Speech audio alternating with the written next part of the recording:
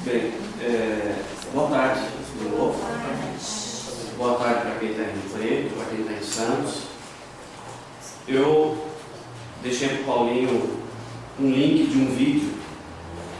É um vídeo curtinho, deve ter 8 minutos, mais ou menos. E aí a gente tenta no final dessa partilha passar o vídeo, que eu acho que é um resumo, mais ou menos, do que vamos estar colocando hoje. Para a base, para a gente entender, entrar nesse tema, afetividade e sexualidade, para quem quiser ver depois, eu usei um livro da Maria Helena Pires Martins, que é uma filósofa psicóloga, chamado Amor, Paixão, Amizade e Relações Afetivas na Adolescência. Também o livro do nosso fundador do Ítalo, Namoro e Passatempo, e alguns artigos que depois eu posso até passar o link para vocês, que estão disponíveis no site da Shalom sobre afetividade e formação humana. Falar sobre afeto, falar sobre sexualidade, a gente não tem como fugir primeiro de entrar um pouco no que é o conceito disso. Porque quando a gente fala de afetividade e sexualidade, eu creio que mesmo eu, na idade adulta, não tinha isso claramente definido. Principalmente quando a gente fala de sexualidade. E eu acho que, principalmente para os adolescentes que estão mais jovens aqui, que ainda não namoram, para aqueles que já são jovens e que estão se preparando para o namoro, isso é um bom alicerce. Porque a gente saber um pouco sobre o que é afetividade e sexualidade, a gente começa a mergulhar algo que, quando a gente entra em vida comunitária, a gente acaba abordando, que é sobre autoconhecimento e sobre a maturidade. Então, para os mais jovens, isso é um bom alicerce para vocês entenderem o que vocês estão passando agora na idade de vocês. Para os jovens também é um bom alicerce, uma boa base para entender o que acontece comigo e quais são os sintomas dos efeitos do meu relacionamento. Tá? Para a gente entender o que é afeto. Afeto e sentimento, emoção e paixão. Então, a gente pode falar que afeto é um resumo, é um conjunto dos nossos sentimentos, das nossas emoções e das nossas paixões. Ou seja, tudo que mexe com a gente, seja de uma maneira agradável ou de uma maneira desagradável, a gente coloca como afeto. E aí a gente divide isso aqui um pouquinho. A gente pode falar um pouquinho de emoção. Emoção são os afetos passageiros, né? Vi um filme, chorei lá na hora, ri na hora, fui num jogo, passou aquele momento, passou aquele sentimento. Seja um sentimento bom, seja um sentimento ruim, tá? Vocês me permitem o seguinte, eu vou dando um tique aqui nas coisas que eu já passei para não me perder. Agora, sentimentos, a gente já pode falar que são emoções que têm uma duração um pouco mais longa. E a psicologia fala isso, que eles possuem uma certa estrutura. Por que estrutura? Porque a gente pode falar um pouquinho de amor e falar um pouquinho de ódio. Né? Quer dizer, quando eu vou falar de ódio, é algo complexo, eu tenho uma série de estruturas de análise que eu não sou psicólogo. Quem for psicólogo depois pode explicar. A Carol, se estiver nos assistindo, provavelmente viu um pouquinho disso na faculdade dela, tá? Mas vamos traduzir assim: as emoções passam rápido, cantei parabéns para você, ri, atimbu, acabou. Agora os sentimentos perduram um pouco mais. E a gente pode isso também, quando a gente fala da relação interpessoal que a gente tem, uma mágoa, uma bronca mais pesada do pai, da mãe, uma discussão mais pesada entre o namorado, entre o noivo, algo que perdura um pouco mais. Então, isso daqui já dura um pouquinho. Agora, o conjunto disso, sentimento, de emoção e de paixão, que eu vou me reter um pouquinho mais, a gente pode falar que fazem parte do nosso conjunto de vida afetiva. Então, no nosso cotidiano, na nossa vida, a gente vai notando que tudo isso faz parte do nosso cotidiano.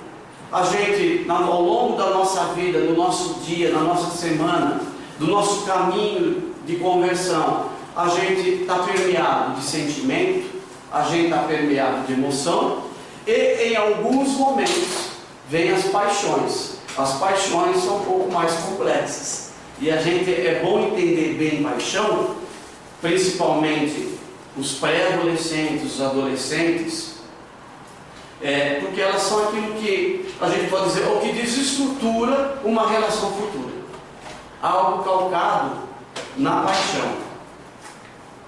Como eu disse, afeto pode ser triste ou alegre, aí uma referência acadêmica, isso já falava um filósofo francês, um filósofo chamado Spinoza, um filósofo do século XVII. Ele começou a detalhar isso. Afeto triste, eles diminuem a nossa vontade de viver. Então, se a nossa vida é tomada simplesmente por sentimento triste, né? Se a gente for no extremo, e vocês já sabem, tem muitas pessoas que sofrem de depressão, né? Ou seja, é o melancólico ao extremo, a pessoa perde energia, perde a vontade de se dedicar com energia no seu cotidiano. Ou também nós temos afetos alegres, que faz o oposto. O afeto alegre, ele aumenta a nossa capacidade de ação, nossa capacidade de existir, né? E entre afeto alegre, a gente fala do triste, a mágoa, a angústia, a tristeza. Agora os afetos alegres, a gente coloca nesse rol o ódio, o amor, a esperança, a misericórdia, a gratidão. Isso são afetos alegres. Se a gente notar, é tudo muito parecido. Mas no nosso dia, no nosso cotidiano, a gente sente tudo isso. A gente sente gratidão, às vezes a gente sente rancor, às vezes a gente sente alegria, às vezes a gente sente angústia, desesperança. E a gente precisa sempre entender o seguinte: precisamos viver sim esse conjunto e entender com equilíbrio esse conjunto. Tá? Eu estou falando todo esse conceito porque nós vamos entender que numa relação a dois, e quando a gente se prepara para o namoro, a maneira de nós entendermos isso, interpretarmos isso, é o que vai dar qualidade no relacionamento. Porque nós vamos estar perto de uma pessoa que vai estar vivendo a mesma coisa que nós. Então, é quando a gente fala, se juntar duas pessoas que vivem apenas os afetos tristes na sua vida, ou os sentimentos explosivos, o rancor, as discussões, ou somente a paixão, eu começo a ter desequilíbrio no relacionamento. E nós não chegamos ainda nem no aspecto espiritual de conversão, de como Deus quer que nós vivamos. O que é interessante quando você começa a ver um conceito simples aqui de filosofia e de psicologia, nós vemos como tudo que está na Bíblia e o que é recomendado nos documentos da igreja, nos ensinamentos dos santos, está permeado disso, porque ele vai trazer esse equilíbrio para nós também. Bem, afeto, e como que aparece isso? Ele surge independentemente da nossa vontade, ou seja, a gente não escolhe a quem amar, ou a quem amar, ou de quem não gostar, nem o que desperta a nossa ira ou ternura. Não é assim? A gente não simplesmente não levanta o nosso dia, eu vou olhar para o Paulo e falar, hoje eu vou amá-lo. Ou a gente fala, hoje eu vou ser terno com você, hoje eu detesto você, ou eu vou detestar fulano. Os sentimentos vêm eclodindo no nosso dia, né? É aquilo que infelizmente ou felizmente a gente olha muito, né? A primeira impressão. Às vezes a gente olha para a pessoa e há algo, talvez a estrutura da pessoa, na maneira da pessoa falar, na maneira da pessoa se portar, no tom de voz, que para você ou atrai ou repele. E aí surge no nosso dia a dia um caldeirão de sentimento. Quando a gente cruza o olhar com alguém a primeira vez, também é isso, né? Não é mais ou menos dessa maneira? Quando a gente está na época de namorar, quando os hormônios estão mais fortes, parece que a gente tem um radar ligado e a gente está só procurando esse vai, esse não vai, esse vai, vamos escolher dessa maneira, um detetor. E isso também é na nossa vida profissional, e isso também é na vida escolar. Então nós precisamos entender e depois eu entro um pouco na questão da espiritualidade, que sente ódio, os sentimentos ruins ou bons fazem parte da nossa existência. E por isso que a gente pede ao Espírito Santo, e trazendo isso para o nosso contexto espiritual, o suporte, o equilíbrio, para eu poder lidar isso e poder peneirar. Não negar, é diferente. Eu não posso negar que eu sinta inveja. Eu não posso negar que eu sinta luxúria, que eu sou tentado na sexualidade. Eu preciso acolher isso e apresentar diante de Deus, para Deus lidar com isso. Porque se eu nego também, eu vou sufocando tudo. E eu crio uma máscara que não é a minha realidade. Agora eu preciso entender que na minha humanidade, até o fim da minha vida, a nossa luta vai ser buscando o equilíbrio dos afetos, o equilíbrio dos sentimentos, o equilíbrio no relacionamento. E nós precisamos entender que no namoro isso vai ser primordial. Vocês que não namoram e que acompanham isso hoje, isso é maravilhoso. Por quê? Porque se você buscar esse equilíbrio agora, na relação com o pai, na relação com mãe, com o irmão, com primos, com o colega de escola, com os amigos, amigas, se a gente buscar esse equilíbrio nas amizades, quando você começar a namorar, você já vai trazer o quê? Um alicerce que, por exemplo, eu muitas vezes não tive. Porque eu estou aprendendo sobre isso com quase 50 anos. E vocês estão ouvindo isso nos seus 24, 25, 12, 13, 14, 15 anos de idade. Quer dizer, é uma vantagem, agora não se engane. Muito está sendo dado, muito será cobrado. É a lição dada. Continuando. Bem, não somos donos das emoções. Então, que resumo que eu falo? Agir somente pelo afeto é um desequilíbrio. Porque eu sempre posso escolher o que fazer com os meus afetos, com os meus sentimentos. Eu posso escolher o caminho da explosão, eu posso escolher o caminho de sufocar tudo, ou eu posso escolher o caminho de muitas vezes expor o que eu estou sentindo para o outro, para o meu namorado, para a minha namorada, para o meu pai, para a minha mãe, para o meu irmão, para o meu filho, e falar: olha, eu estou sentindo isso, não estou conseguindo lidar com isso. Então nós precisamos entender isso. Nós não somos obrigados, porque também é um risco eu sufocar tudo. Eu crio uma máscara, eu crio uma maneira de ser, de agir, que muitas vezes não é aquilo que eu sou. Por isso que às vezes as pessoas falam isso no trabalho, de algumas pessoas, de alguns parentes, que quando a pessoa explode, tirou a tampa da panela. E quando a pessoa explode, ela sai do seu equilíbrio e se explode essa tampa, a gente vê realmente a miséria que está lá dentro escondendo. Não é assim? Né? Briga de família, né? Briga no enterro, no velório, momentos de tensão, né? Briga na festa. É aquelas discussões que quando os amigos se discutem na hora de dividir a conta, quem paga muito, quem faz muito. Briga em comunidade. Você faz mais, eu faço menos. Briga no namoro. Você é muito devagar, eu sou mais rápido. A gente deixa as coisas explodindo. Quando a gente partilhar daqui a pouco sobre paixão, a gente vai entender por que a gente é movido assim. Mais um conceito: afetividade é uma parte importante do ser, ao lado da racionalidade e da vontade. Então, reforçando isso que eu estou falando, então nós não devemos reprimir ou negar, faz parte do nosso conjunto. Sentir mágoa, sabe? Para pai é uma tentação. A gente ter um filho bonzinho que nunca responde, que nunca fala o que sente.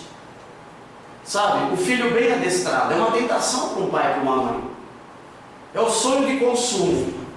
Só que muitas vezes isto é diferente do educar. Não quero criar um conflito e falar que o filho tem de se rebelar contra os pais, não. Mas estou falando que é bom entendermos isso. E isso nas relações também, tá? Nas amizades, amizades dominadoras, amizades onde sempre um é o dominante. Sabe aqueles filmes que você vê de grupo de adolescente, de amigo, onde um é o manda-chuva, um manda e todo mundo obedece, onde um escolhe quem você ama, quem você expulsa, quem você aceita do grupo, onde um escolhe o que vai se fazer, o que não vai se fazer, o que fica de bico, e sempre um que se reprime, um que se deixa dominar. Então, isso também acontece no namoro. Se você não buscar esse equilíbrio, né? Um dia seu namorado, sua namorada vai estourar e você, poxa, mas ele nunca abriu a boca para nada. Eu sempre fui nesse restaurante, eu sempre fui nesse barzinho, você nunca falou que você não gostava. Eu sempre fiz essa comida e você nunca falou que você não gostava. Eu sempre me atrasei e você nunca reclamou. Então, o que a gente precisa entender? Nós rezamos pedindo o Espírito Santo. Nós precisamos entender que esses sentimentos fazem parte. E nós precisamos começar a, primeiro, pedir ao Espírito Santo equilíbrio para discutir essas coisas. O famoso DR, discutir a relação. Faz parte. Porque senão, eu vou culpar tudo que acontece de ruim num relacionamento, eu vou culpar ou o demônio, ou Deus que não quis. E aí você vai achar que o problema é sempre o terceirizo. Ou você se acha aquele mosquito do cocô do cavalo do bandido, ou você vai terceirizar a opinião, vai falar o problema do outro. Então precisa se entender isso. Quando eu entendo isso, e é importante nesse contexto sagrado namoro, quando eu entendo isso, e quando eu entendo a minha vida de fé, e quando eu entendo que devo colocar Jesus no centro, que eu tenho o Espírito Santo, eu começo a submeter essas dificuldades a Deus. Quando eu caminho isso com os pais, partilho isso com os pais, e quando as coisas são feitas em Deus, eu começo a caminhar numa maturidade. Ou seja, vocês já ouviram falar que muitas vezes no namoro eu levo uma relação para o casamento que muitas vezes eu herdei de um espelho que eu tinha do relacionamento do meu pai e da minha mãe. Né? Então, aqueles casamentos onde vocês devem ter ouvido falar, que ou você já falou isso para o seu namorado ou para a sua namorada, você é igualzinho ao teu pai, você é igualzinho à tua mãe. Sim, eu sou igualzinho muitas vezes, porque as nossas relações muitas vezes são feitas na imitação, naquele contexto que eu recebo de informação. Tá bom, se eu reprimo, o que acontece quando eu reprimo um sentimento? Eu amputo, eu corto a minha capacidade, eu reduzo a minha capacidade de amar, a minha capacidade de ser solidário, a minha capacidade de reconhecer que o outro é humano. Olha para quem está do teu lado, você que está fora aí, olha ao teu redor. Vocês estão vendo asas? Vocês estão vendo auréolas? Né? Círculos luminosos, pessoas flutuando? Não estamos vendo. A gente até gostaria. Isso significa o quê? Todo mundo aqui é gente, é carne, é osso. Então eu não posso reprimir isso. É lógico, eu não quero dizer, não é o contexto de desequilíbrio, mas eu preciso aceitar que eu tenho às vezes sentimentos que não me trazem a paz, que me trazem inquietação, e que eu preciso começar a trabalhar isso. Muito bem. A psicologia coloca o amor, ou a filosofia, como um dos afetos alegres. A gente sabe lá em Coríntios 13, o amor é muito mais profundo no nosso contexto cristão de ser. Tá? Mas é muito bacana que daqui a pouco a gente vai falar um pouquinho sobre essa diferença de amor e paixão. Mas por que o amor, eles chamam de afeto alegre? Amor traz coisa boa para a gente? Traz, não traz? Estar amando não é bom? Mas a gente sabe que na dura realidade, muitas vezes, esse amar profundo que nós devemos aprender a fazer, muitas vezes, ele pode ser um afeto alegre, mas muitas vezes eu não estou sentindo alegria no amar. Porque às vezes o teu namorado, a tua namorada, e lá no futuro o teu noivo, a tua noiva, o teu marido, a tua marida, né? Teu irmão, a tua irmã, vão fazer coisas que te provocam afetos e sentimentos tristes. Mas em Jesus e na graça do Espírito Santo, você precisa declarar o teu amor. Porque o fruto duradouro é alegre. E a gente precisa entender isso. O amor em família é o primeiro núcleo onde aprendemos a desenvolver a nossa afetividade, a nossa relação com os pais, com os nossos irmãos, etc. Então, olha só que beleza. Nós estamos partilhando sobre namoro, a gente está falando sobre afeto, sobre emoção, sobre sentimento, em uma comunidade, num contexto, com o objetivo de que vocês sejam famílias de Deus. Não é assim? Nesse contexto, né? Que dentro da vocação, se vocês forem realmente chamados ao matrimônio, que vocês gerem famílias cristãs, famílias fiéis a Deus. Então é bom que nós já saibamos o seguinte: aonde tem de surgir a primeira semente, a grande base de um afeto, de um relacionamento e de uma emoção de equilíbrio? Na família. É bonito nós vermos isso, porque quando a gente vê a vida dos santos, como a gente já partilhou tantas vezes, sobre Santa Giana, sobre Luiz Elia Martin, quando a gente olha a Maria e José, quando a gente vai lá no livro de Tobias, e a bênção de Tobit para seu filho, quando ele envia seu filho perto da morte, é uma bênção belíssima, porque são os conselhos de amor para gerar família e para ser fiéis a Deus que Ele dá um filho. Quer dizer, nós começamos bem. E se eu não tive isso? Se você não teve isso, você vai agradecer a Deus, porque você está recebendo essa graça agora, e de aprender isso. E você vai fazer um voto a Deus, assim como a mãe de Samuel, Ana, fez no templo, quando ela pediu ao Senhor a graça de ser mãe. O Senhor é fiel nas suas promessas. Então, se você olhar, eu não aprendi isso em casa, meus pais se separaram como eu fui criado por meus tios, você vai pedir a Deus a graça de ser isso na tua família, na família que você vai fundar. É simples assim. Agora, paixão.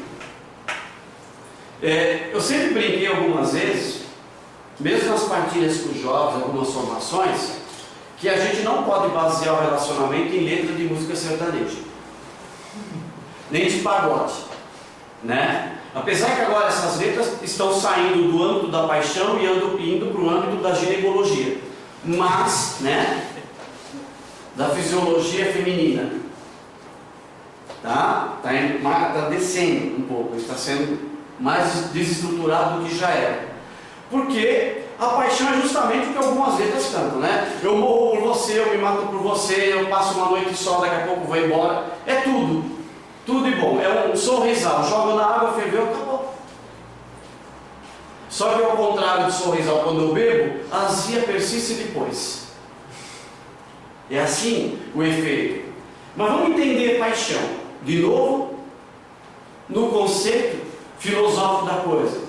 Porque o conceito bíblico está lá, e Paulo fala várias vezes, Tiago também nos fala: não vos entregueis às paixões, às concupiscências desse mundo.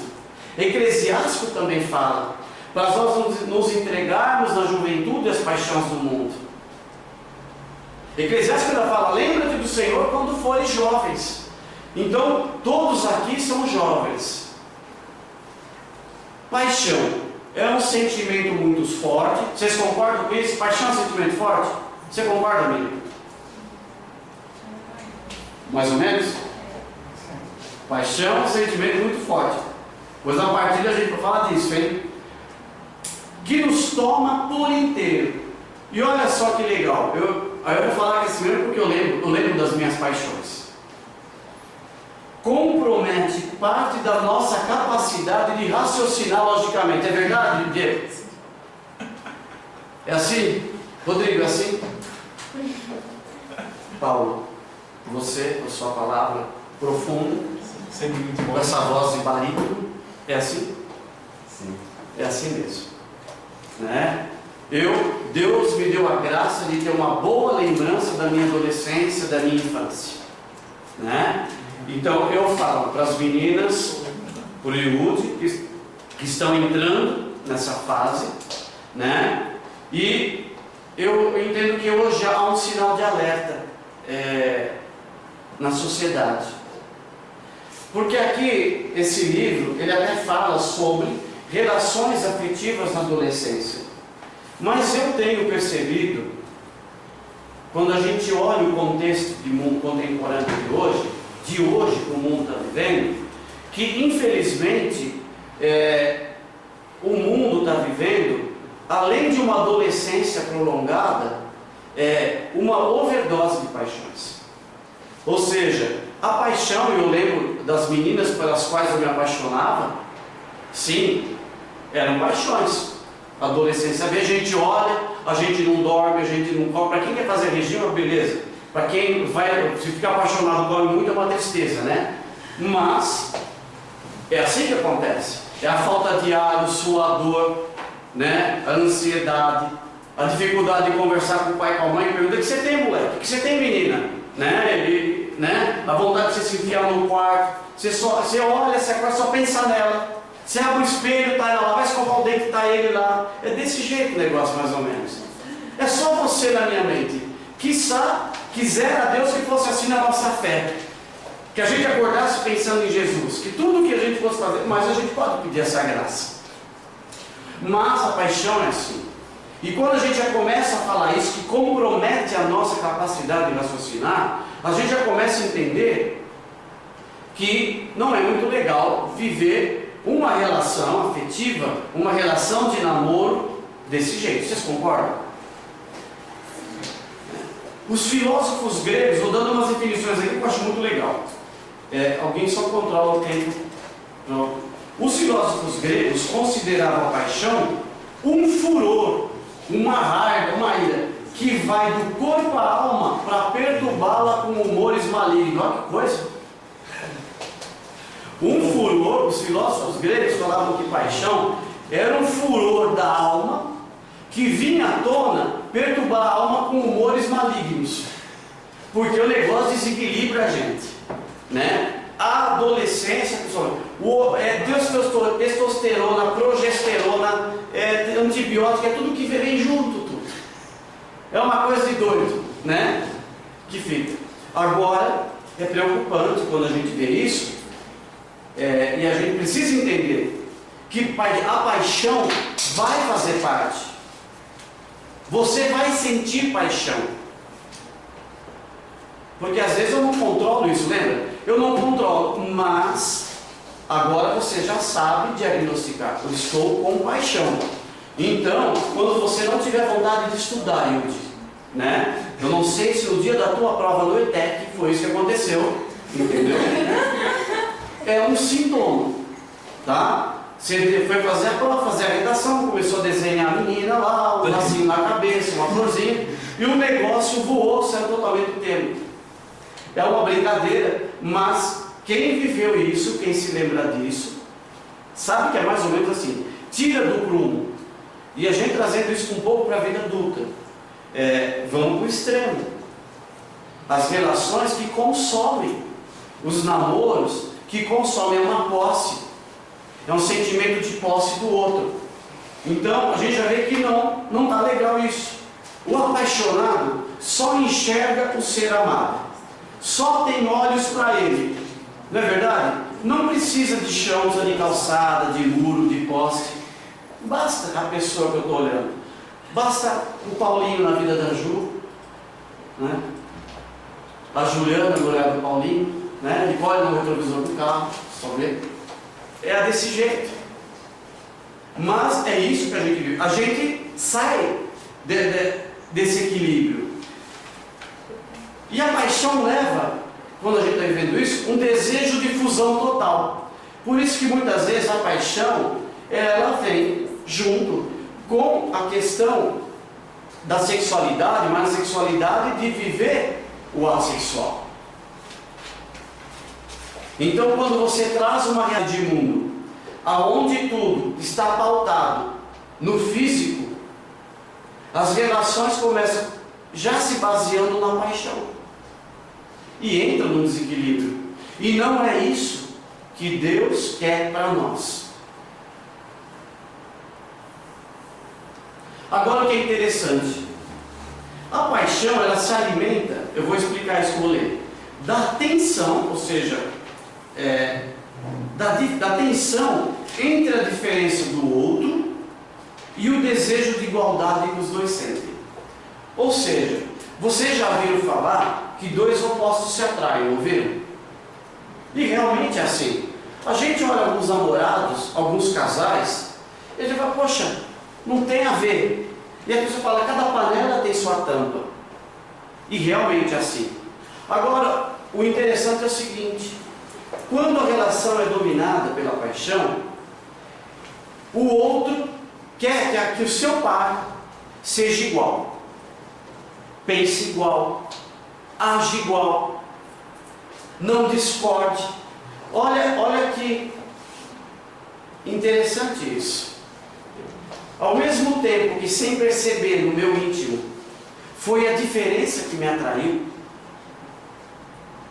por outro lado, quando eu deixo a paixão dominar, e a relação é dominadora na paixão, na realidade ela sufoca, porque eu também quero que o outro age igual a mim. Eu quero convencer o outro de que a razão é minha, de que a maneira de pensar, a maneira de vestir, a maneira de chegar no horário, os gostos de música, tudo tem que ser igual. E não é isso que Deus quer. É só um pouquinho.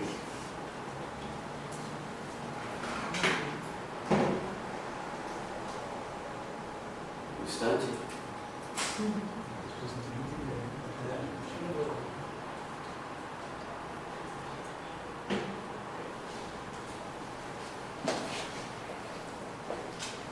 Então nós vamos vendo, entendendo um pouquinho mais, que temos que tomar cuidado com a paixão.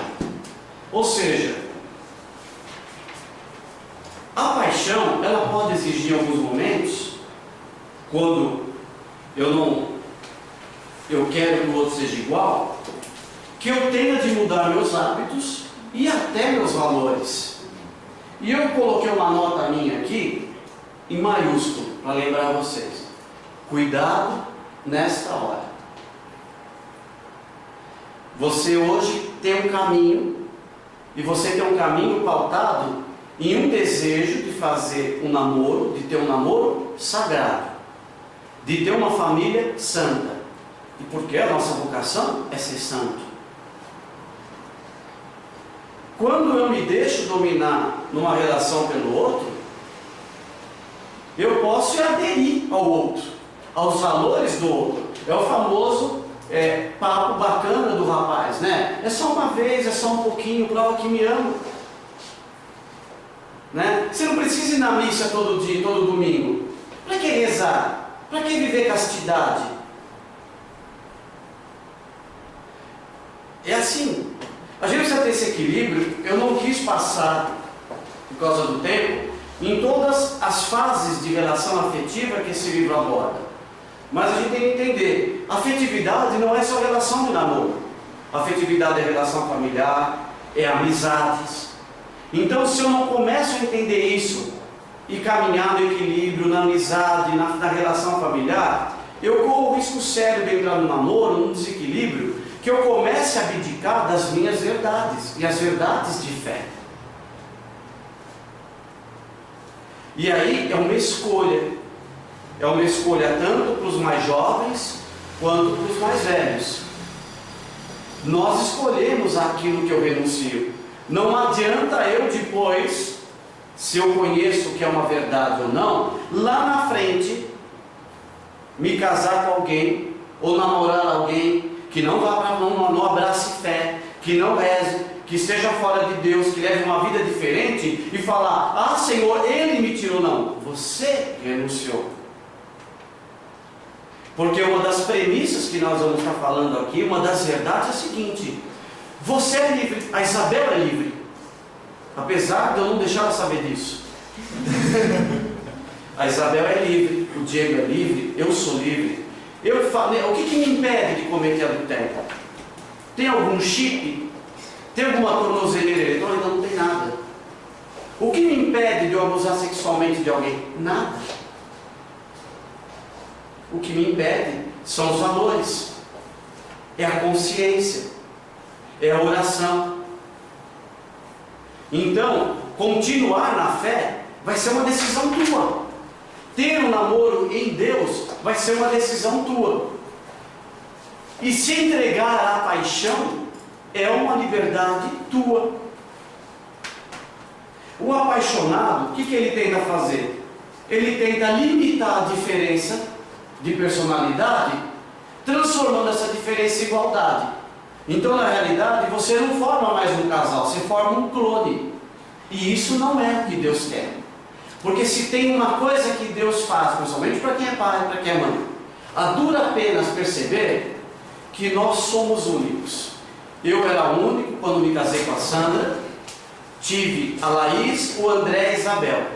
E cada um dos meus filhos tem maneiras diferentes de percepção da realidade, de percepção de sentimento, de percepção de afeto. São únicos. Então, nós já temos isso de assumir isso. Isso é um conceito importantíssimo.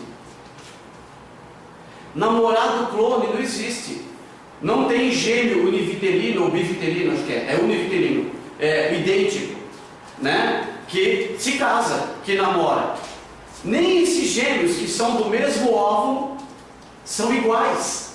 Pode ser igual de aparência, mas são seres únicos. Quanto mais você, meu filho, minha filha, meu irmão, minha irmã, que vai namorar, que vai pedir a Deus uma pessoa que te complete. Porque esse é a premissa que vocês têm que entender. Já rezem isso, a pessoa que te complete. É isso que você precisa, porque você não é completo, eu não sou completo. Não seja como você é, seja parecido comigo. Essa é a mantra, é o mantra do apaixonado. É igual, é o combo, né? E é perigoso isso, porque às vezes isso se transforma também e se transfere para a família. Porque às vezes um casal se casa assim, tem filhos assim, e daqui a pouco o que você vê na sociedade não é uma família, é um bunker, é uma trincheira de guerra, fechada em si mesmo, e que é condenada à extinção, aonde nunca nenhum namorado é bom o suficiente, nenhum amigo é bom o suficiente. O bom o suficiente é aquele núcleo pai, mãe, filho e filha. E quando todo mundo morrer, acabou, puf, é assim. Não é isso que Deus quer para nós. Agora o que acontece com a paixão? Quando eu cedo a isso e me transformo no outro por osmose, olha só a biologia hoje, né? Bonito, né? Né? Osmose é aquele processo, vocês lembram disso, né? Onde uma célula acaba absorvendo a outra. Mais ou menos isso, né? Cadê a Juliana? Que é algo parecido com bióloga. Bem, quando isso acontece, chega uma hora que você vai perceber o seguinte: ficou igual, a atração parou, acabou, deixou de existir. Porque agora você é igual. Cadê o oposto que me atraía e que eu não identificava? Aí acabou. E por isso que muitas vezes as relações na paixão não subsistem. Quer um exemplo claro disso? Quando tudo é muito pautado simplesmente na liberdade da emoção, meio artístico. Tudo é muito no sentimento. É muito na emoção, no sentir. Acabou, mas é como Doril. Passou.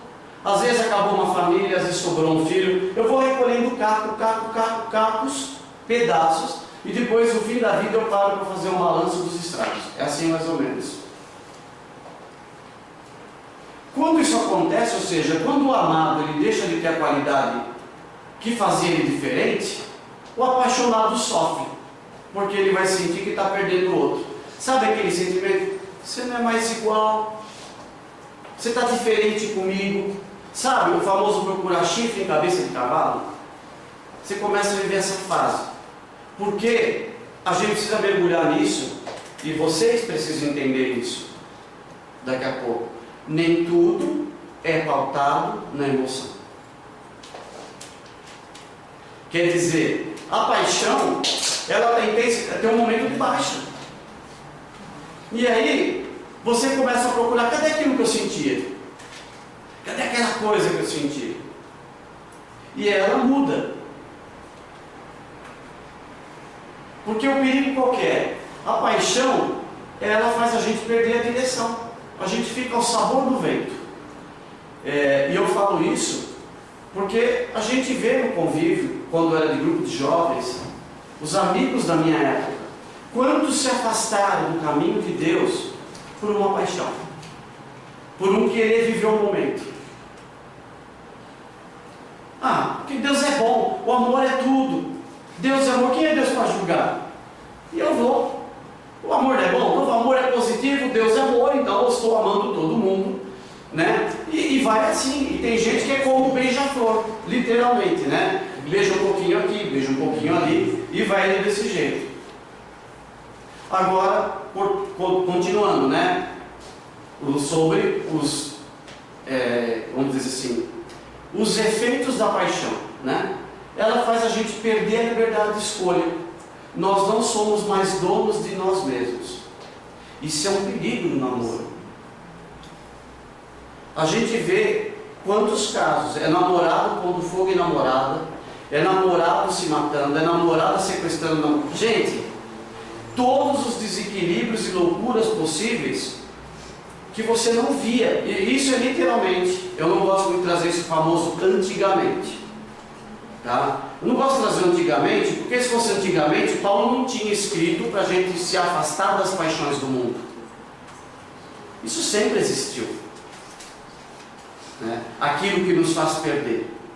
Mas hoje, o Ícaro falava disso essa semana, sobre a sociedade líquida, né? Sobre aquilo que é descartável. Eu vou dar uma palavrinha, uma frase aqui sobre o ficar. Então a gente precisa tomar cuidado com isso. Hoje isso é muito latente. Eu estou falando da paixão, repetindo sobre a paixão, porque isso está ao redor do nosso dia. E o pior, você não vê mais isso apenas em pré-adolescentes de 12, 13 anos. Você vê isso em jovens de 20, de 25, de 30, 35 anos, tendo comportamentos completamente desequilibrados nas suas relações. Completamente desequilibrados. E mais triste ainda, quando a gente entra só nesse âmbito, né? É só ler, eu compartilhei um vídeo esses dias no Facebook a respeito dos 50 tons de cinza.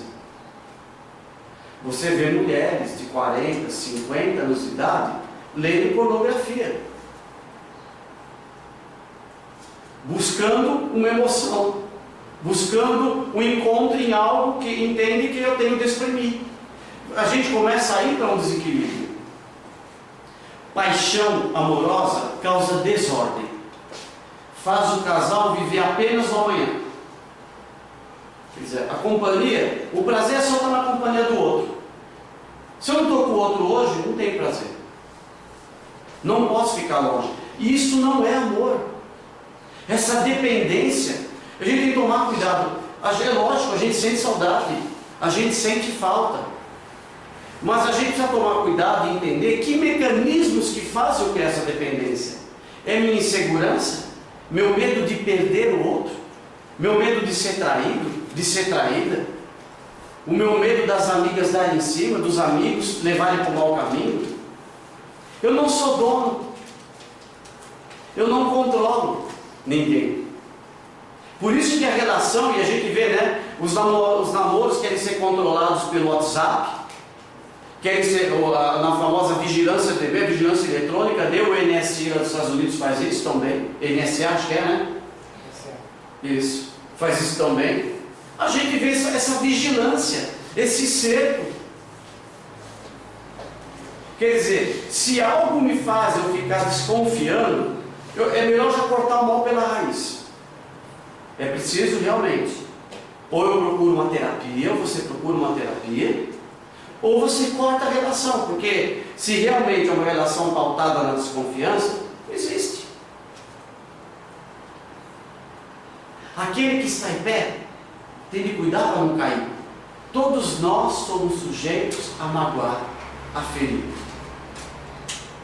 Isso, se é assim em relação familiar, aonde pai machuca filhos, quanto mais não é numa relação que está iniciando com uma pessoa que veio de outra família, com outra história, com outro crescimento. Ponto aí, Bruno. 5 minutos? 10 minutos? Tá bom, vamos acelerar um pouquinho aqui. Falar um pouquinho do amor. Ela falou que o amor, falar com o amor é um afeto positivo, não é isso? Mas olha que interessante, fala-se também que manter esse afeto positivo dá trabalho, exige esforço. Então ele traz prazer, ele traz sentimento bom, mas amar é fácil? Não. É lógico, quando eu começo a conhecer a pessoa, é lógico que vem a paixão. Eu estou conhecendo, vem a alegria, né? Vem aquela efervescência aqui dentro. Mas há um momento que eu começo a fazer a transição. Quando eu estou determinado, isso sempre nesse foco, né? Quando eu estou determinado a assumir que o outro não vai ser igual a mim. Então manter isso dá trabalho, dá esforço. E eu preciso fazer essa transição de sentimento para a decisão de amar. Enquanto a paixão perturba a alma, o amor, ele pode ser traduzido como um sentimento tranquilo de ternura, onde eu reconheço a qualidade do outro e eu aceito no seu modo único de ser, inconfundível, insubstituível, inclusive nas suas fraquezas, nas suas falhas. Coríntios 13. Todo mundo conhece Coríntios 13, não é isso? O amor é paciente, o amor não é egoísta, não é assim? Então nós precisamos viver isso plenamente.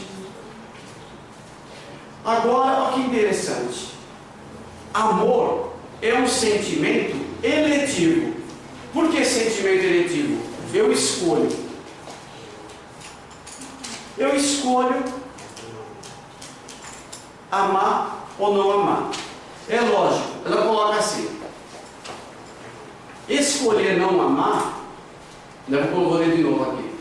Apesar de não escolhermos a quem amar, nós podemos escolher não amar.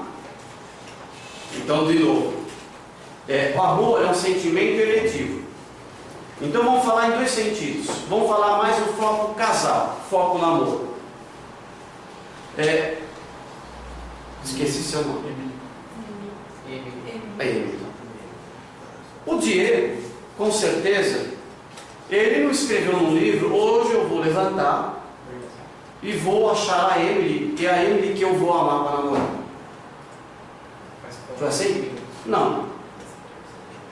Surgiu algo. Não é assim, Emily? Né? Surgiu.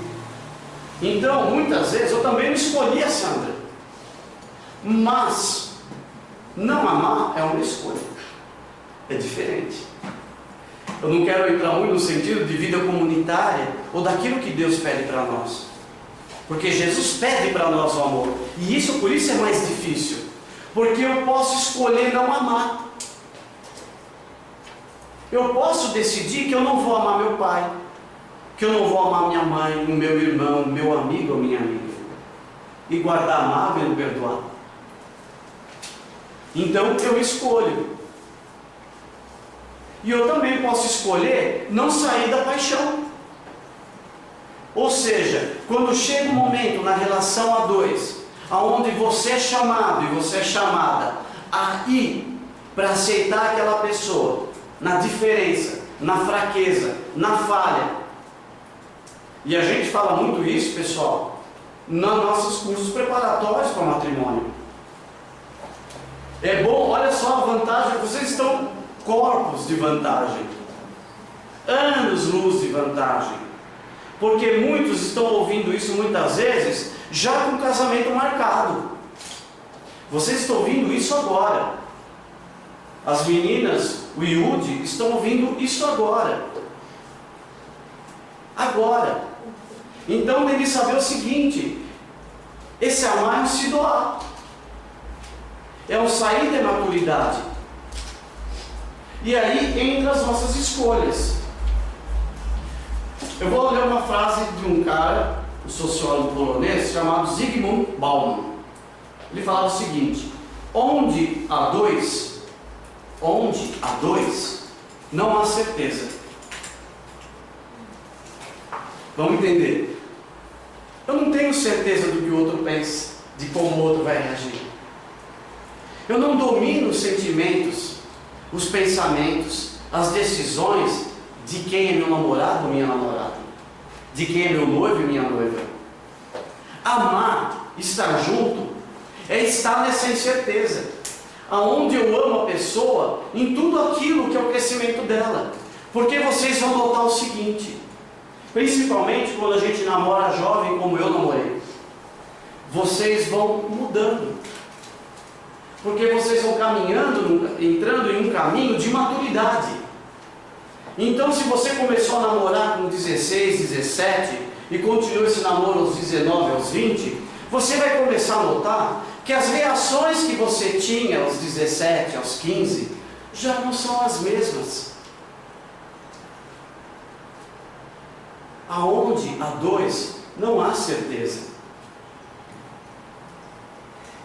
O belo disso para nós é que nós podemos sair de um conceito filosófico e trazer para o conceito espiritual. Nós temos o suporte, nós temos o apoio da nossa fé, do Espírito Santo, da decisão, porque vocês já sabem aquilo que vocês querem.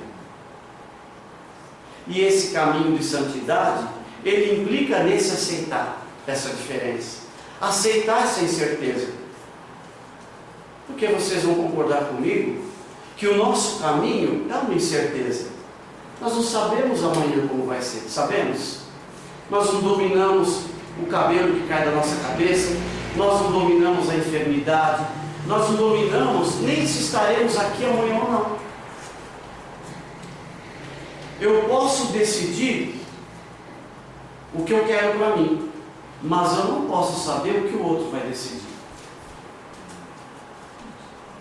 Porque eu devo reconhecê-lo como um ser livre. Lembram disso? Eu tenho de reconhecer o outro como um ser livre. E preciso pedir a Deus, porque quando eu quero dominar o outro, há um desequilíbrio no comportamento. Há um desequilíbrio na emoção. O amor não sufoca. Dar essa liberdade dá o que na gente? Medo, insegurança, incerteza. Mas ao longo da nossa vida, as nossas experiências de crescimento vão nos dando alicerce. Talvez para vocês que são mais jovens, vocês ainda não consigam entender isso, ou pareça um assunto meu pé. Mas é bom vocês compreenderem isso. Daqui a pouco vocês vão notar que vocês vão olhar para os meninos ou para as meninas de uma maneira diferente. Vão suspirar de uma maneira diferente. Aquilo que é amizade, porque não necessariamente a amizade vai ser com aquele por quem você se apaixona. Nem toda amizade vai gerar um namoro. Mas pode ser que de uma bela amizade surja um namoro. Por isso que se falou tantas vezes aqui, eu acho que já foi abordado isso, que o namoro é o tempo de conhecer. E por isso é mais louvável ainda quando isso nasceu da amizade. Porque aí isso caminha com mais maturidade. Agora, e o ficar? O que eu achei mais legal é isso. Porque a gente vê sempre falar sobre o ficar no mundo de fé. Agora o mundo da psicologia, ele fala que o ficar é o que hoje? Análise filosófica, psicológica. É uma negação de qualquer tipo de compromisso. Coincidência, né? Ficar, eu não quero vínculo. Não entra sentimento. Eu uso o outro para experiência de sedução. É beijo, amasso, sexo. Faço tudo o que quero. Por isso que a psicologia, somente a linha de Freud, ela fala que você tem que seguir a tua vontade. Não sabe ter culpa. E aí a gente é na questão da liberdade. Eu posso viver aquilo que eu quero, porque eu sou livre. Agora, o que nós temos de entender nesse caminho, para a gente fechando, que tudo isso tem de ser ordenado para o amor.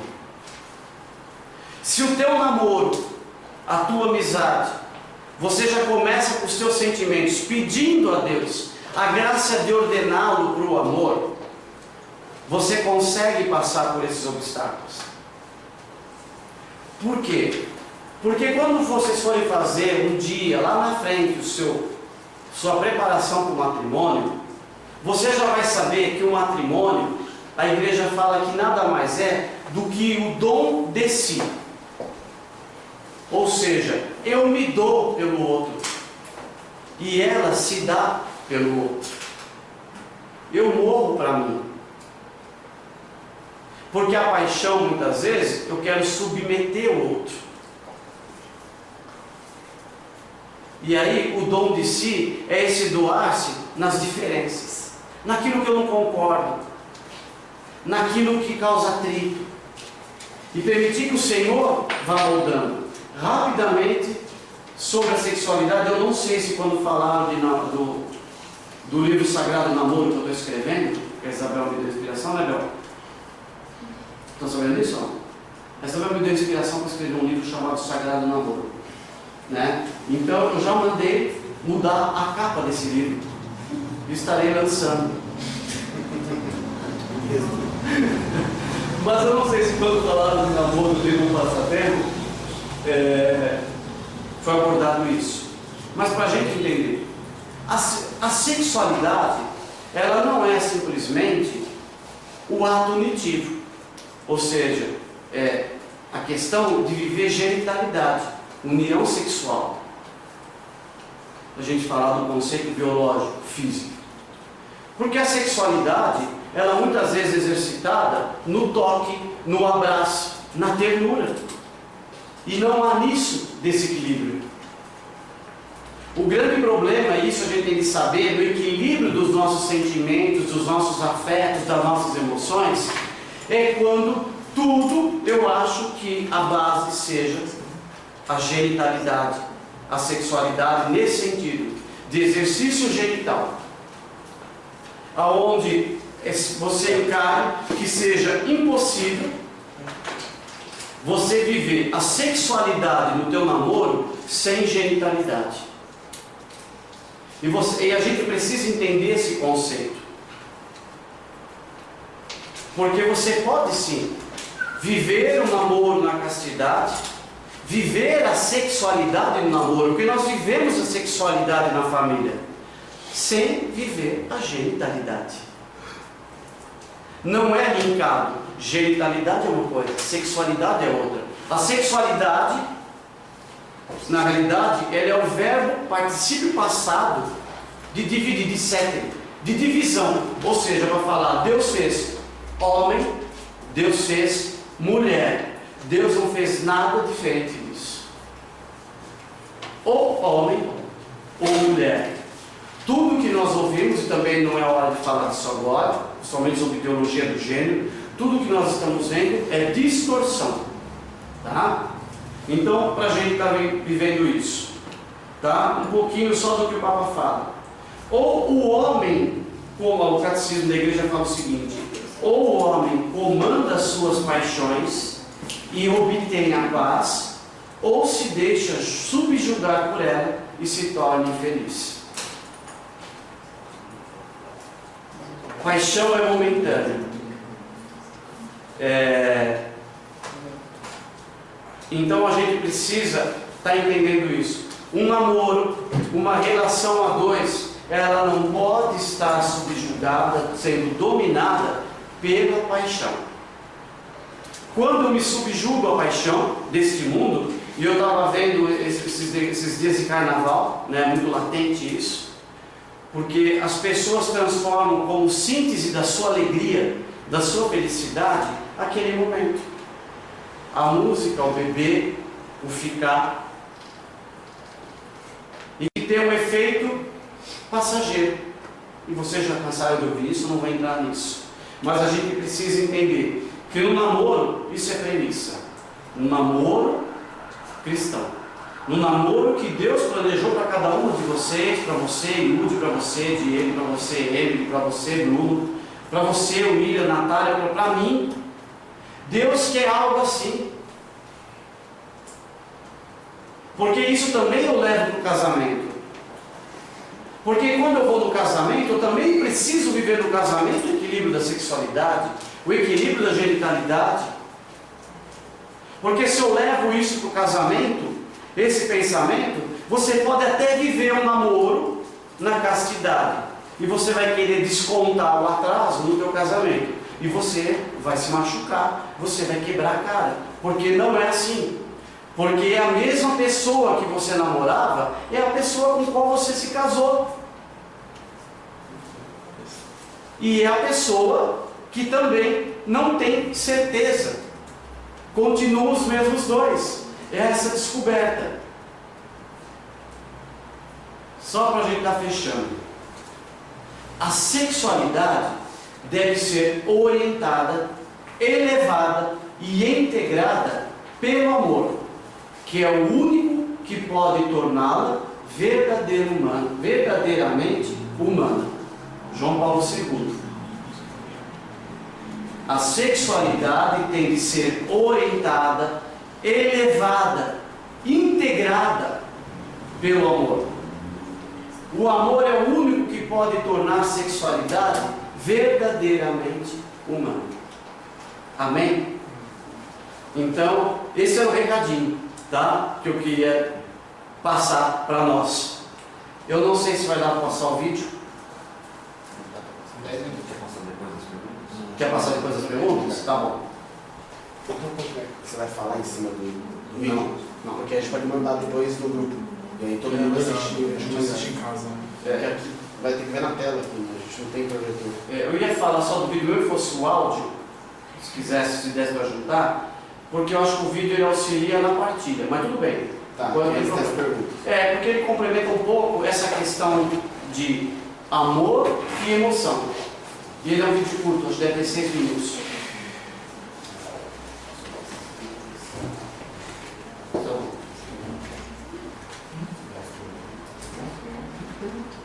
eu vou ler as perguntas, vou marcar se está certo ou errado.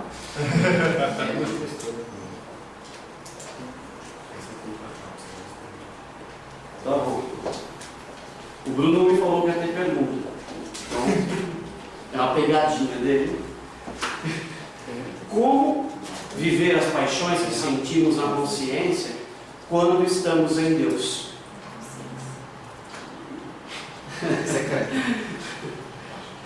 Eu vou trazer. Eu acho que o primeiro fato que a gente fala, a gente não nega. Eu vou falar assim das paixões, essas paixões a gente pode até expandir um pouco para as tentações, né? Isso não quer dizer que você esteja pecando, mas eu não sei em que âmbito a gente fala da paixão, porque a paixão pode ser eu estar na minha consciência, imaginando que eu estou beijando aquele cantor bonito, que eu estou com uma menina, depende de que âmbito que é. Porque se é uma paixão ou o início de algo que eu sinto por alguém, que pode ser um namoro, o que a gente tem de exercitar é pedir para o Senhor dar um sinal e confirmar isso. É aquilo que Zélia Martin viveu quando cruzou na ponte com Louis Martin, né? É aquilo que Santa Giana pedia a Deus quando conheceu seu marido, ou seja, pediu uma pessoa de Deus. Agora, quando a gente fala de paixão, no sentido de pensamento ruim, de tentação, falando bem claro, tentação não é pecado, né? Eu tenho uma tentação na sexualidade, não é pecado, mas eu tenho de fugir das tentações, ou seja, eu desvio o pensamento, eu tenho que distrair a cabeça vazia é a oficina do diabo. Então eu busco o equilíbrio.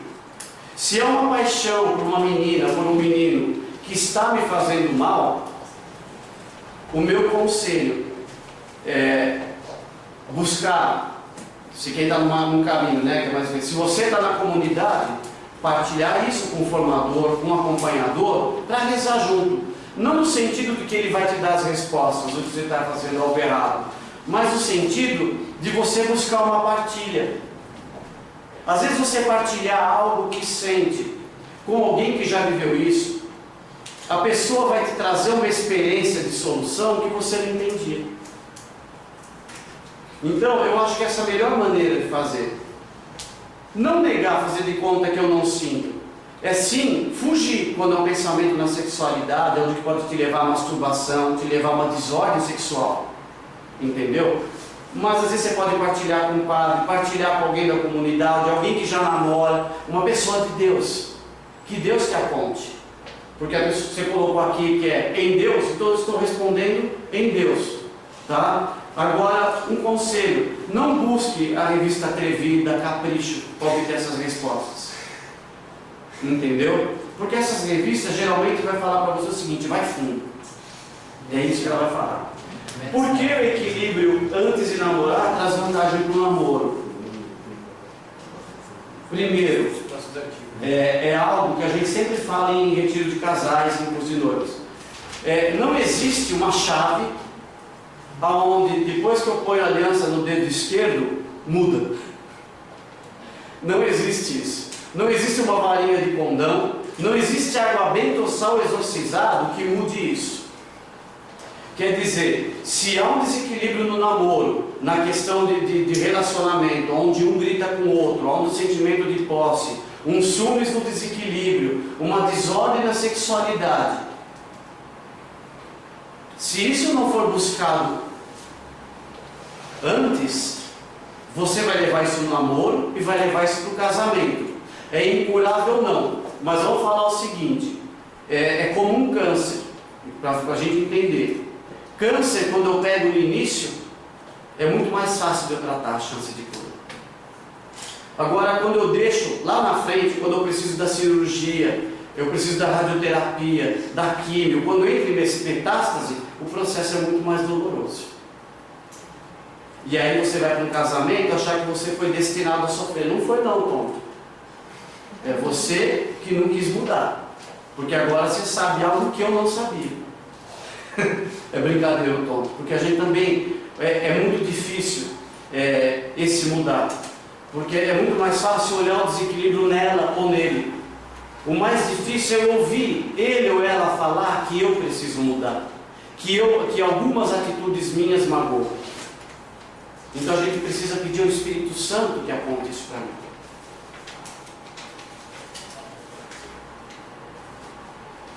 Para um jovem de 12 anos que está interessado em namorar, mas se julga muito jovem para isso, qual conselho você daria?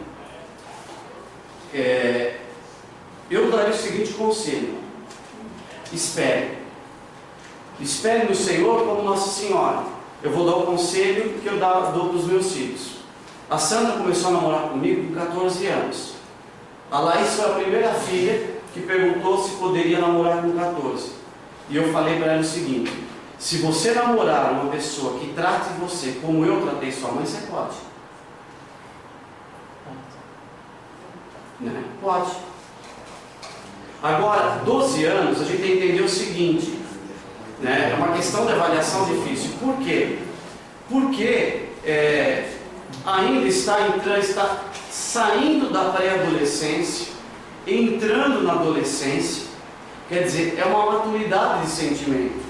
E tem que se tomar cuidado, principalmente quando se é uma menina ou menino, porque hoje está muito latente o incentivo a exercitar-se a genitalidade muito cedo. Então você tem meninos hoje, meninas, que com 11, 12 anos se masturbam, olham revistas pornográficas, isso quando o papai não leva para casa, principalmente para menino. Não é, infelizmente, não é ficção, e infelizmente não é raro.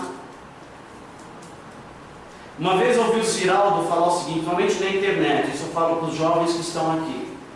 O Ziraldo, dando uma entrevista no Globo News, ele falava o seguinte, que ele achava mais seguro deixar o filho dele na zona portuária, lá na zona, do que deixar a noite inteira sozinho na internet. E ele falou, e muitos pais fazem isso. Você deixou no prostíbulo, você sabe que você deixou com a prostituta. Na internet você não sabe com quem você deixa. É forte isso, é até mundano, mas a gente tem que entender a seriedade, o que o mundo virtual pode nos levar. Então, meu filho, minha filha, com 12 anos, não é questão de falar muito jovem, é questão de saber esperar. Se é em Deus, a espera faz amadurecer. Né? Eu falo 14 anos porque eu vejo Maria. Maria foi 14 anos, né? 15 anos, entendeu? Hoje eu vi uma notícia na internet de uma menina de 9 anos, de ascendência árabe, que morreu na noite de núpcias com um homem de 40. É isso. Eu estou falando de ascendência árabe, não estou falando de muçulmano, porque são os desequilíbrios como tem em qualquer lugar. Então a gente já vê isso, tá? Espere, que Deus vai dar o momento e a hora certa. Como saber separar sentimento de paixão e de afeto? Eu dei os sintomas lá, né? Afeto pode ser bom ou ruim, mas não tira a gente do raciocínio, não tira a gente do nosso equilíbrio, não causa inquietude, é diferente, né? Não há sentimento de domínio, de posse sobre o outro, tá? É lógico, quando eu conheço a primeira pessoa, aquela pessoa começa a me atrair, eu sinto aquela vontade de estar junto, isso é normal. Agora, eu tenho de pedir a Deus, reze, peça o Espírito Santo, sinais que mostrem. Geralmente teu pai e tua mãe vai falar, vai trazer você para o planeta Terra de novo, porque às vezes acontece uma levitação e você não está mais no mundo, você foi abduzido pela paixão, entendeu? Então precisa voltar.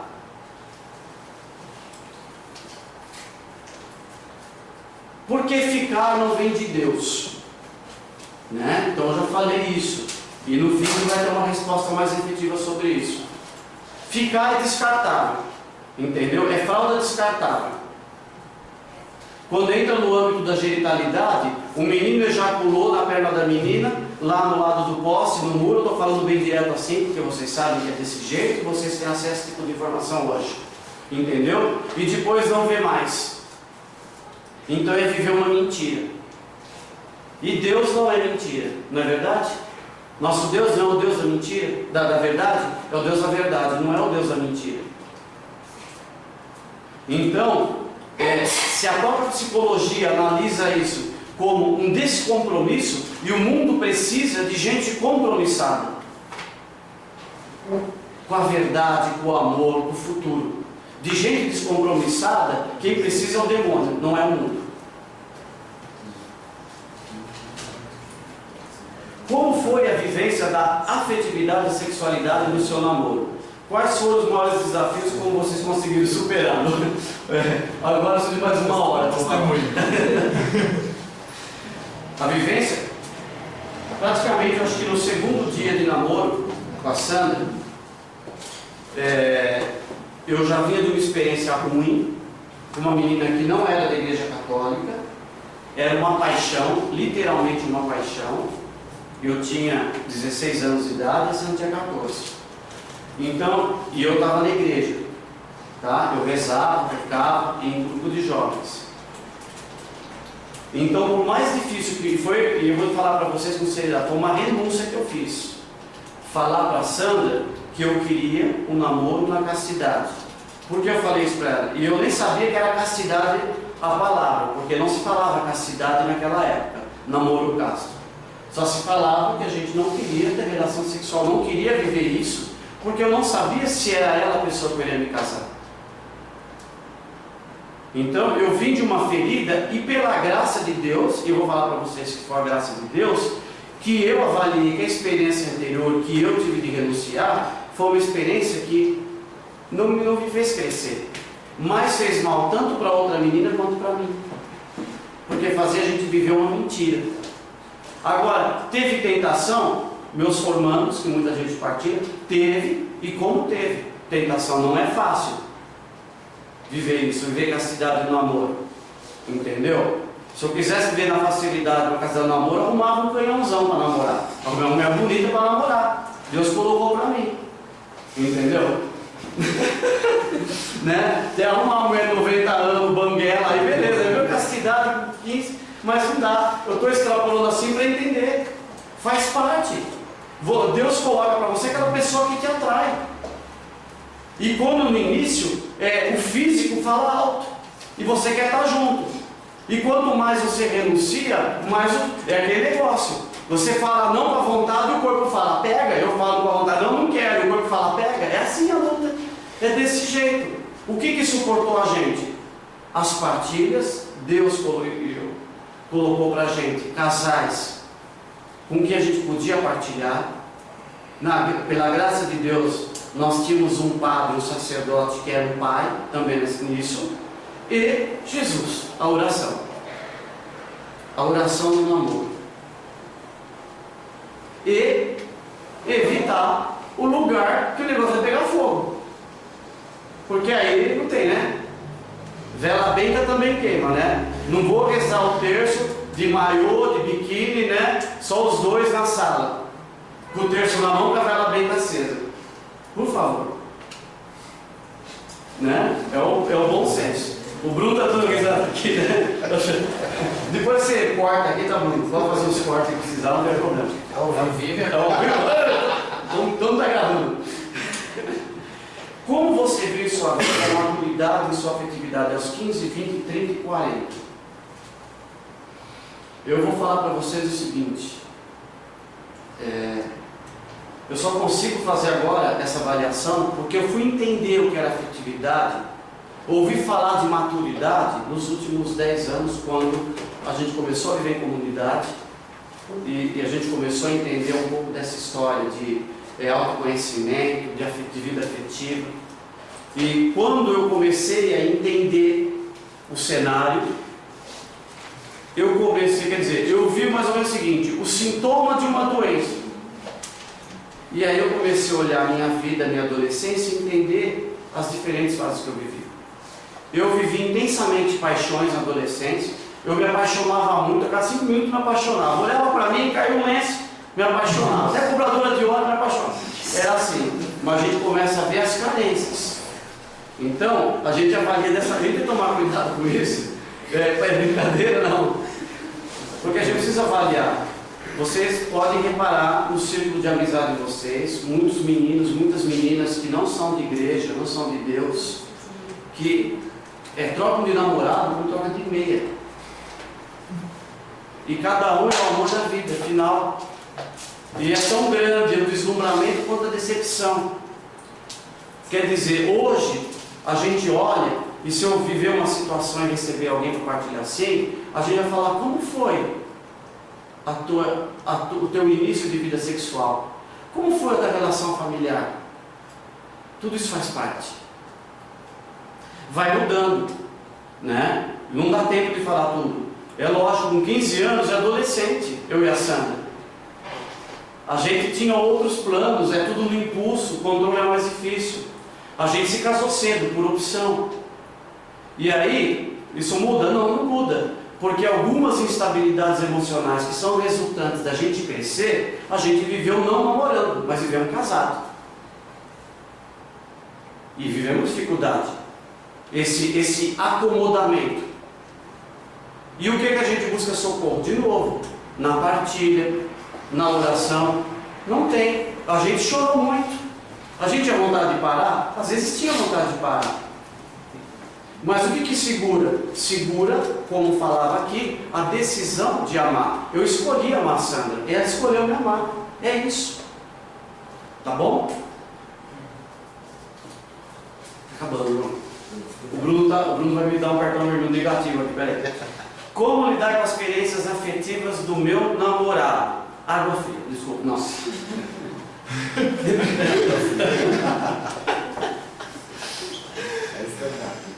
Eu acho que essa questão de carência afetiva é muito genérica. Porque carência afetiva pode ser uma necessidade de estar junto o tempo todo, quando pode ser uma necessidade de beijar o tempo todo, de passar a mão o tempo todo, de estar abraçado o tempo todo. Então a gente tem que diferenciar isso, né? Carência afetiva, vocês entenderam isso. Eu vou dar um conselho para os namorados, principalmente os que já estão namorando ou para os adolescentes que já têm idade, para a gente prevenir. Façam os cursos, por exemplo, que a Shalom tem de autoconhecimento de cura interior. Porque é isso que vai fazer você. O melhor modelo é esse. É você conhecer, você namorado, o que te faz sentir daquele jeito e buscar a cura. Levar o Senhor naquele momento para se reconciliar com isso. Às vezes uma terapia com um psicólogo cristão, né? Um psicólogo cristão ajuda, né? Então, para a namorada falar isso para o namorado, é trabalhar nisso, falar, porque você não é psicóloga, então não dá para você resolver tudo. Eu e a Sandra, nós buscávamos muito suporte aonde no nosso namoro? Em livros. E naquela época não tínhamos livros católicos. Muito livro evangélico sobre namoro, sobre relacionamento, nós lemos. A gente buscava nos livros para entender o que a gente estava vivendo. Então, o meu conselho é esse: busca um retiro, né? Agora, se a tentação na sexualidade realmente é uma terapia, evitar um momento, porque não pode ir para o desequilíbrio. Quer dizer, evitar os lugares. Porque aí alguém vai ter que tomar uma decisão, porque não pode ser um constante ioiô, né? A relação. Uma montanha russa de sentimento, de coisa ruim e coisa boa. Então eu acho que com base nisso que a gente partilhou agora, você já tem material para saber lidar, e principalmente para ele. Porque começamos a ter afeto através da família? Porque quem te pegou no colo primeiro? Vamos falar até mais para a filha, né? Para a mulher. Não tem mística, não tem sentimento que define o que é você estar dentro do ventre da tua mãe. Nós bebemos, nós recebemos do mesmo sangue. O nosso alimento circulou, nosso sangue circulou com o sangue da nossa mãe. Isso é profundo. Todos os meus filhos eu vi o parto. Eu peguei no colo assim que nasceu. A gente construiu a primeira relação de afeto nisso. Eu troquei fralda, eu dei banho, eu bati muito na Isabel, não, Isabel. É por isso que começa na família. Tem que começar nesse núcleo. E por isso sim, eu fui criado com os meus tios depois. E por isso que quando a gente não conseguiu viver isso, a gente leva assim uma ferida. Não tem de negar a ferida, e eu nem tenho de achar que eu sou carente de bônus. Eu tenho direito que eu tenho bônus. Eu fui criado com meu pai e minha mãe, eu posso fazer o que não. Você não tem bônus nenhum. Você vai levar Jesus lá para a tua história, vai consertar a tua história e vai caminhar como homem com uma mulher sadio. Aí você vai fazer. Você não vai ficar choramingando, coitadinho de mim, mamãe me abandonou no cesto, não. É isso. Você tem Jesus se apresentando na tua vida. É desse jeito que as coisas funcionam. Mas a gente não pode negar que tem um buraco, e eu sei que eu tive esse buraco na minha afetividade, que fez falta isso para mim. Como não transferir para o meu novo relacionamento as minhas marcas, as marcas de minha afetividade vividos em meu relacionamento anterior? Eu não sei. Eu acho que não tem forma. Eu vou falar até mais nisso, no relacionamento. Depende de como você viveu o seu relacionamento anterior. Há coisas que não convém nesse momento, às vezes você nem partilhar com o teu namorado ou com o teu namorado. Você imagina, eu fico imaginando assim, eu casei-me com a Sandra virgem, fisicamente falando, na virgindade. Eu estou falando isso porque manter a castidade, hoje, não está vinculado a essa questão física de ter um ímã ou não na mulher. Porque Deus é mais. Porque Deus começa uma história, isso para a mulher e para o homem. Mas eu estou querendo dizer o seguinte: é lógico que uma relação onde houve uma vida intensa de fornicação ou de relacionamentos sexuais fora, não interessa trazer para o namoro uma partida para saber ele beijava assim, ele fazia assim, eu levava. Não. Vocês imaginem quantas distorções eu trago. Então, o meu conselho é em oração. Pedir a Deus e falar o quê? O que o Senhor fala? Falou para a mulher adúltera: vá e não peques mais. Não é assim? E Jesus falou o que para nós? Batei e recebereis. Né? A porta é aberta. O Senhor acolhe. O que é passado para o Senhor não interessa. Então, é esse cuidado. Se isso é transferido depois no casamento, numa distorção da sexualidade, aí tem que levar para o psicólogo. É lógico, eu não quero entrar no âmbito depois de desordem de sexualidade, nada disso. Eu só estou falando o seguinte, para não transferir. Se você viveu no teu pré-namoro, no momento anterior, não viveu castidade, não viveu santidade, agora é hora de viver. É isso. Acho que é o mais fácil. Não viveu, você não vai transferir isso. E você, a pessoa que está do teu lado, você só precisa falar o seguinte: olha, eu não vivi bem outro relacionamento, eu não quero mais viver isso. Então vamos rezar para viver desse jeito. É decisão, gente. Entendeu? Eu não posso fazer backup toda hora, trazer o backup do passado e viver. É o inimigo que empurra no nosso nariz o passado. O Senhor fala para nós o seguinte: é vida nova, nascer de novo. Se amar é se doar até a morte de si, como isso leva à felicidade? Ah, sabia que você pergunta para mim. Isso é uma mística. Isso é uma mística. Nesse vídeo, o padre vai até comentar um pouquinho essa questão de desvincular o amor do sentimento, da emoção. Eu tenho que saber naquilo que eu creio. É o proclamar aquilo que eu creio. Leva a felicidade, e aí eu vou fazer um contexto assim: leva a felicidade lá com Jesus. Porque o namoro santo, você vai levar a pessoa do teu lado à santidade. Essa é a tua missão. Você tem que levar a tua família à santidade. E o caminho de felicidade é a santidade.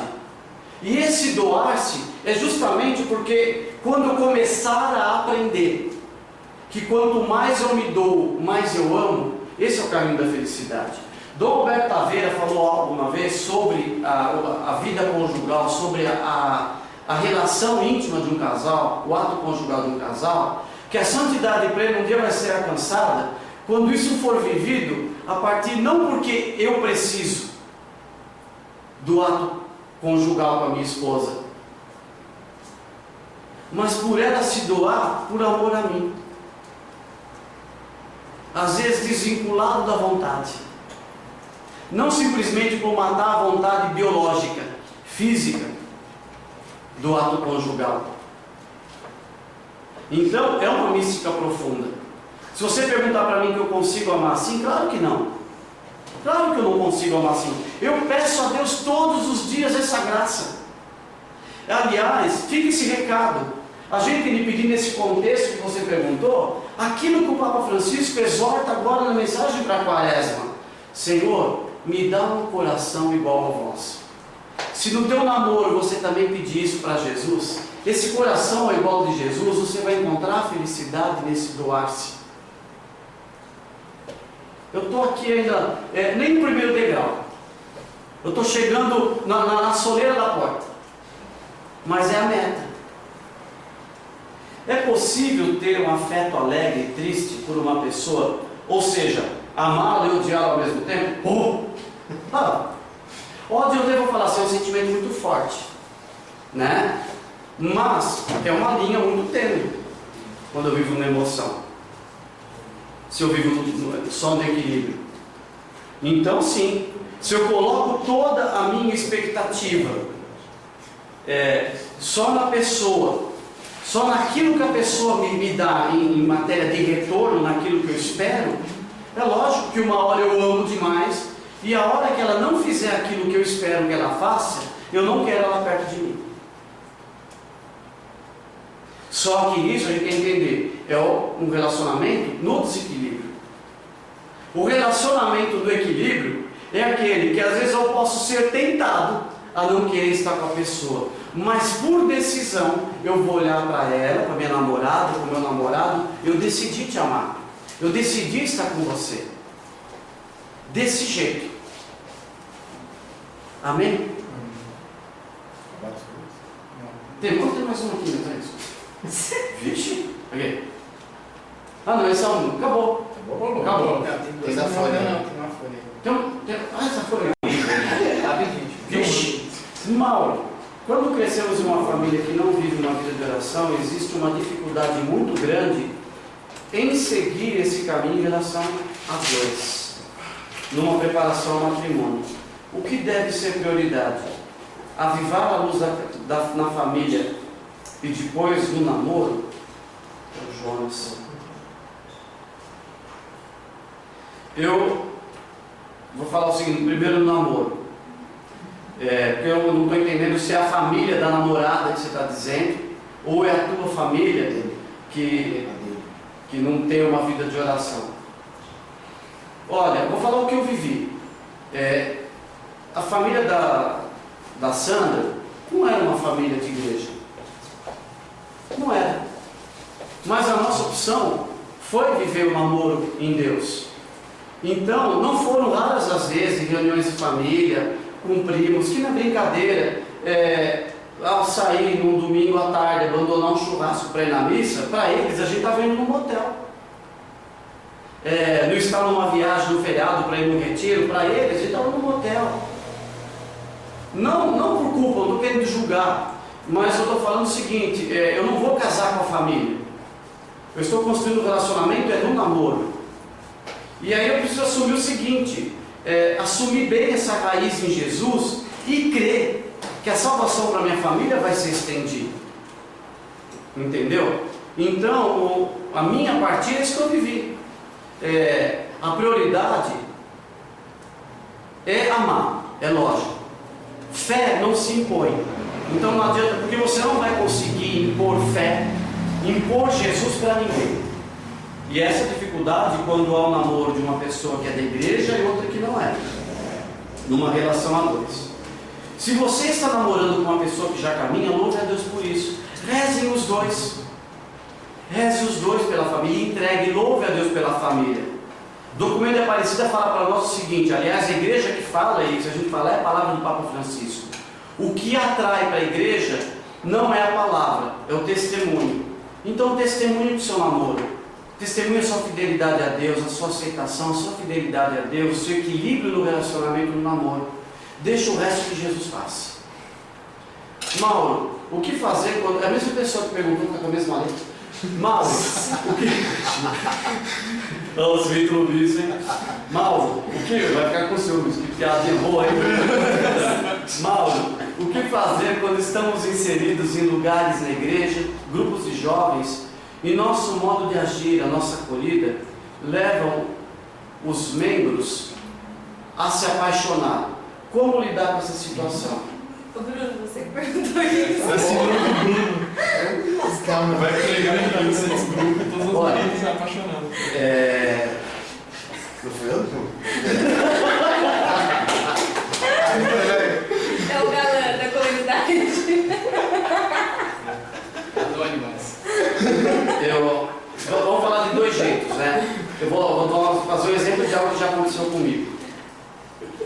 Eu sou uma pessoa que me conhece disso. Eu sou uma pessoa que no contexto psicológico eu sou sinestésico.